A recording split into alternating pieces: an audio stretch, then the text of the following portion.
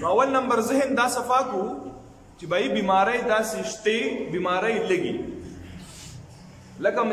مثال په تور باندې زکام دی کنه زکام نو زکام د یو نه بل ته لګي دا حقیقت دی مسلم دی موږ دا خبره تسلیمو چې زکام لګي نو که خیال هم کړی دا یو چې د بل په خوله کې ټوخي کنه جلا کوي مټ ټوخي ودا بل بدل وي لوخه مونږ یې یاره د زکام والے چې کمی د لوخه جدا پکار دی د زکام والا د لوخه جدا پکار دی چې دا نور بکی مبتلا نشي دویم نمبر شرع جانگرا پیژنې شرع جانگرا چوتلی شرع بیل دی جانگرا بیل کله چې دا یو ماشوم دی نو مونږ وایو یاره د دې ماشوم نه د نور ماشومان سیټ ټکوي چې دا د نور د دونه لګي نو لہذا په اسلام کې هم د دې خبرې آیا ثبوت شته حضور نبی کریم صلی الله تعالی علیه وسلم فرمایي فر من المجذوم فرارك من الاسد وتاسو د جزام والنا داسې تخته نبی علیہ الصلوۃ والسلام لکه څنګه چې سړی د زمری نه تخته یعنی دا مرض تاسو ته لګی دی شي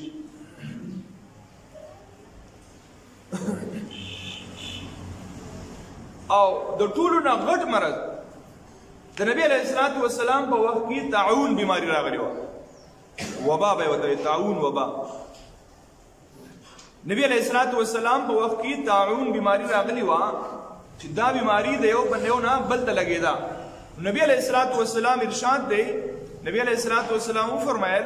چې کم علاقه کې دا وبا راشي نو دا علاقه والا با د دې علاقې نه یو کس هم بل علاقې ته نزي بلکې د دوی دا کم ترانسپورت ته یا دو بهر وتل لی په دې پابندي ولګي چې څوک دې بهر نزي دا نبی علیہ الصلوۃ والسلام د دور واقع دی دا دې علاقې نه بهر نه وځي زکا که دوت یوزي نو دی خو بزان روغ غني دا سړی کم چې یوزي دی خو بزان روغ غني خود د په واتو باندې کې دی شي چې دته احساس نه ځکه چې کله نوی نوی جراثیم موجود تراشي وایرس راشي نو فورا سړی هغه ته احساس نه کیږي خیالوم کړي د شوګر د بیماری چې کله سړی ته ولېږي نه نو څوک وایشته څوک وای نشته د تسلیم نه کیږي کله یو لیبارټری ته ځي کله بل ته ځي هر وای څوک راته وایي چې څوک وای نشته چې کله دا مرض زوړ شي د په وجود کې پوښ شي نو بیا کده خلک وته ویل که صفا دی او د دماغ خراب دي زه بخبل لیبارټری ماده بدلېږي ماده بخبل بدلېږي چې یاره به زما څه حالت دې څه کیفیت دی تر دا ډیر وېجستان نشته کدی د دې علاقې نه بل زی دزي نو دا مرض بال دوړي اول نمبر پوینټ دا مرض با بهر زی دویم نمبر دلته د بیمارانو د بیمار پرسای او د هغو د عیادت د هغو د خیال ساتلو لپاره به څوک پاتې نشي هر سړی به منډي وي ځان به وباسي دریم نمبر مالدار خلک به ځان وباسي مالدار خلک به ځان وباسي او کم خلک چې غریبانان یې تللی نشي دا وپاتې شي د دې وجې نه حکم دا دی د شریعت چې په دغه ځای کې غونډ پاتې شي اوس چې په کوم ځای کې یې چا صبر وکړو په دې بیماری په دې آفت په دې مصیبت راتلو باندې صبر وکړو او دای د الله رب العزت د طرف نه رحمت وګڼو بیماری راغله تکلیف راغله دي زیات نه زیات سب وشي انسان به مړ شي ګر استاد نه تاسو کوم یو سړی د ایمان سره مړ شو دنیا نه لاړو صحیح ده ایمان سلامت شو او د دنیا نه لاړو د الله په ذات باندې یقین دی عقیده درست ده د دنیا نه لاړو وفات شو ناکام لاړو که کامیاب لاړو کامیاب لاړو دی کامیاب لاړو مسلمان خو د مرګ نه یریږي مسلمان د مرګ نه یریږي داسې بلا کوم مسلمان چې هغه به د مرګ شوق نه لري او به یو سړی ته سفر لګنه مسافر دی او دې کلی درازي نو دې خوشحالي کدی خفای خوشحالي نو موږ دنیا یو نه د دې دنیا خو موږ نه یو موږ خو یو جنتیان شیطان الله راکدا کړی دا شیطان الله راخدا کړی دا او جنت یې رانه هیر کړی دی خپل ځای رانه هیر کړی دی دغه څوک چې داسې یي که نه د علاقې نه وتښتي او د نافرمانۍ کړي نو چې دی بیا کله واپس خپلې علاقې ته راولي نو دی په ډېر په تکلیف راځي په سخت راځي شیخ الحدیث صاحب لیکلي دي مولانا زکریا رحمت الله علیه یو غلام د خپل آقا نه وتښتي او بیا راولي نو ډېر په تکلیف راځي نه راځي زورونه کوي نه زه نه ځمه ځکه هغه ته پته زما ورتلله او بیا څه دي زما وهل دي ډبی مې پرېږدي مې نه نو دغه شان کوم مسلمان چې ایمان والا دی او دی خپل اعمال کې د الله سره خپل تعلق ساتي نو دی خو مرګ ته خوشحاله دی تحفة المؤمن الموت د ده دپاره خو دا مرګ تحفه ده نو کله داسې حالات راشي نو په دې حالاتو باندې صبر کول اوس دوه اپشن دی یا به دا سړی مري یا به دا سړی روغ پاتې کېږي ټیک ده یا به مري وفات کېږي به یا به دا سړی روغ پاتې کېږي په دې دواړو صورتونو کې حضور نبی کریم صلی الله تعالی علیه وسلم فرمایي د ده دپاره د شهید اجر دی به دا خبره بیا واورئ ښه په غور سره که وفات شو د شهید اجر دی که ژوندی پاتې شو د ده دپاره هم د شهید اجر دی ځکه چې د صبر کړی دی دا بیماري د الله رحمت ګڼلی دی عذاب د چا دپاره دی دا بار بار زه دې خبرو وضاحت کوم عذاب د هغه چا دپاره دی کوم سړی چې د خپلو ګناهونو نه توبه نه وباسي د عایشه صدیقه رضی الله تعالی عنها فرمایي چې حضور نبی کریم صلی الله تعالی علیه وسلم وفرمایل چې داسې قسم بیماریانې او آفتونه دا د بې حیایۍ په وجه باندې راځي داسې قسم ناعلاجه بیماری چې د هغې علاج نه وي د هغې علاج نه وي داسې بیماری او آفتونه زلزلې شوې سیلابونه شو دا راځي د بې حیایۍ د فحاشۍ په وجه باندې کله چې بې حیایي عامه شي نو الله رب العزت خپله وبا راولېږي د خلکو د متوجه کولو دپاره اوس که خلکو توبه وایسته خپل اعمال یې دروست کړه نو دا د الله رب العزت د طرف نه د دوی دپاره ازمایش و امتحان و رحمت دی د دوی دپاره ځکه چې خپل عمل یې دروست کو او کچری په هغه ګناهونو کې بیا هم مبتلا دي بیا هم د فحاشۍ اړی کولاو دي نو دا بیا ورکوټي عذاب دی د غټ عذاب انتظار کوئ میرا جسم میری مرضی میرا جسم میری مرضی راوتی وی کنه خزي او زمونږ ډېر داسې آزاد خیال خلک په دې باندې خوشحاله وو هلکه مړه خبره خو ټیک ده که نه یاره میرا جسم میری مرضی و زما وجود دی نو زما مرضی وپې نه نه که نه دې ټکي ته یې مه ګوره ته خو دې ته وګوره که نه اول خودکشي ولې حرامه ده بی څوک ویلی شي په دې ناسته مجمع کې څوک ویلی شي خودکشي ولې حرامه ده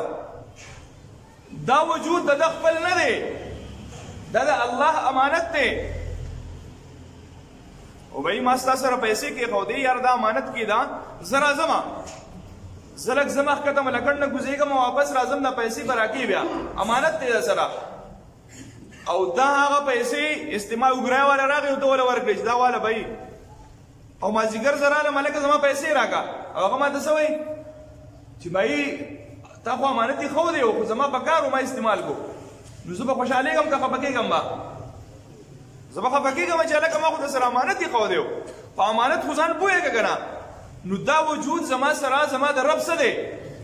امانت دی ما ته اختیار نشته چې زه په دې لاس کې دلته ګلونه وباسم او نومونه پې لیکمه شته اختیار هلکه دا خلک په ډریل باندې نومونه نه جوړه یاره ډریل یې ورته نیولي که نه ما نه دي لیدلی په خپلو پاسې اورېدلي مې دي په ډریل باندې دلته نومونه جوړی په هغې کې بیا رنګ واچوی شین او په هغې باندې لیکلي پلانکې تو رکېږي ماشومې کاکې یې لاړساسې درته پروت دی چې ته ځان له نوم په دې ځای لیکي چې باید زه د ورک نه شمه دا خو خلک لیونول لیکي لیوني لی په ملا لیکلي که نه دا پلانکي ځای دی د ښار دی بیا راولی هغه دلته یو ګرځي دا پلانکي ځای دی بیا راولی نو ته څه لیونۍ خو نه ځان له په لاس باندې نوم لیکې ولې ته ورکېږې هېڅ چل نه دا لاره درته نه معلومه ته خو ټیک ټاک سړی او ځان له په لاس باندې نومونه لیکي ولې ته خپل وجود ته تکلیف ورکې او دا وجود ستا نه دی دا چا دی هلکه خاورو ته یې وسپارئ خاورو ته یې وسپارئ بس خبره ختمه ده اوس امانت دی تا ته د اجازت نشته چې ته په مخ باندې خالونه جوړ کړې زنانه جوړای په مخ باندې خالونه پښتنو باندې جوړای پای کې رنګ اچي دې اجازت نشته شریعت ځان نه یختو باسي دا هغه څه یختو باسي کوم چې انتهایی تکلیف دی څنګه الله جوړ کړی هغه شان نه پاتې کې ځان نه یختو باسي دا حرام دی ټیک نه نو چې ستا وجود خپل نه دی ته څنګه وایي چې میرا جسم میری مرضی ایو جنې پکې رورې وسر راغلی و ماشاءالله داسې رونه پکار دي معاشرې له داسې رونه پکار دي هی پتا دي لعنتي راغلی دی خپله خور یې ځان سره راویسته انټرویو دی علي سړی وایي دا زما خور ده او وایي زما خور چې خور زما ده وایي په نوم خو چې دا څه کول غواړي د چا سره تلل غواړي د چا سره شپه تېرول غواړي دې ته اجازت دی وایي ودې کې وایي زما څه شو او بیا به د الله عذاب نه راځي ته چغې وایي چې میرا جسم میری مرضی نو بیا خو الله رب العزت دا جسم تعالی الله درکړی دی اوس چې الله رب العزت په عذاب را لیږي نو بیا یریږه ما بیا ځان ټینګ کا اوس ته یو کس ټینګ شي که په یورپ ممالکو کې خاص طور په چاینا کې د زنانو دا نقابونه دا به یې لرې کوله چې مخ دې پټ کړی زموږ په خپل پاکستان کې زنانو مخونه به یې ښکاره کول الله رب العزت په داسې وبا راولېږله چې اوس ټول ماسکونه اچولي مخونه یې پټ کړي حالانکې تاسو ته یو عجیبه خبره وکړم تحقیق دا دی اوس چې کوم ټریننګونه کېږي په هغې کې دا خبره ده چې بھائی تاسو دا کم ماسک اچوئ دا ماسک اچوئ نو د ماسک دوه صورته دي ځان پرې پوهېږئ یو دا دی چې یو سړی ټوخېږي پرنجې کوي او د ماسک اچول یې خو ټیک ته صحیح ده او خو د اسلام تعلیمات هم دي چې بھائی تاسو پرنجې کوئ نو خلکو طرف ته یې مه کوئ بلکې سیټ ټکېږئ صحیح ده او دې ته تاسو داسې لاس اشاره جوړوئ چې د دې دا کم پشم دی دا په چا باندې ور نه شي یو سړي دا دغه دی نو ټیک ده خو که یو سړي زکام نشته او ټوخې نشته او دم ماسک اچولی دی نو تحقیق دا دی دا ټریننګ چې کم ورکوي د دې کرونا وایرس د احتیاطي تدابیرو دپاره چې کم ټریننګ ورکوي نو په دغه ټریننګ کې دا خبره ښایي چې بھائی تاسو بېجا ماسک مه اچوئ ماسکونه چې څوک خرڅوي که نه او چا غیب کړي دي د هغو دپاره ډېره خطرناک خبره ده هغوی یاره مفتي صاحب راباندې ماسکونه بند ماسکونه ګران دي 1400 روپۍ باندې ډبې او نه میلاوېږي 1400 روپۍ ډبې دي او بیا هم نه میلاوېږي ټیک ده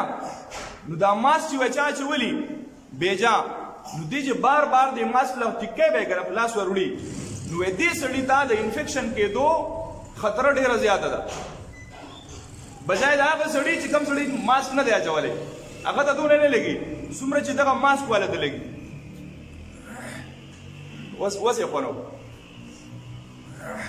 موږ یې که نه ماسک واچئ هغه ووایي چې کوم سړي ماسک اچولی او بېجای اچولی دی ده ته ټوخي نشتي نزلۍ نشتي او بار بار لاس ور وړي نو چونکې د دې کله چې تا پرنجې وکړې که نه ټوخي وکړې تا کم ځای وکړو په دغه ماسک کې دې وکړو که نه صحیح ده که نه په ماسک کې دې وکړو بیا دې ولې لاس ور وړو او چا سره دې لاس هم میلاو کړو بل دې ځان سره ویوړو او چې ماسک دې نه دی اچولی او ته وایي چې زه ټوخی کوم لاس ورته نیسې لاس ورته مه نیسه اپرنجي ته لاس مه نیسه بلکې دې ته لیکلي دي چې بھائی تاسو داسې وکړئ چې دا البو ورته ونیسئ دا ځای نو که مثلا ته ګیلاس رالی پلیټ رالی بل سره رالی چا سره لاس میلاوي نو داسې خو څوک نه میلاوی که نو هغه ته به کم از کم دا څیز نه منتقل کېږي بهرحال احتیاطي تدابیر اختیارول پکار دي یو واقعه ته بیانوم او بس بیا به انشاءالله بیان بس کوم حضرت عمر فاروق رضی الله تعالی عنہ شام ته تشریف راوړو د سکار په حواله سره کله چې شام ته نږدې شو یو کس ورته خبر راوړو امیر المؤمنین هلته وبا پیلاو شوې ده تعاون مرض دی تاسو مه ځئ اوس د حضرت عمر فاروق رضی الله تعالی عنہ په شان ایمان د چا شته څومره لوی درجې والا ایمان دی شیطان ته تختې منډې ته وایي عمر فاروق رضی الله تعالی عنہ ته مسله واضحه نه وه دا حدیث حضرت عمر فاروق رضی الله تعالی عنہ نه و اورېدلی مخکې درته بیانوم دا حدیث یې نه و اورېدلی صحابه یې راوغوښته غټ مټ صحابه مشوره وکړئ چې څه وکړو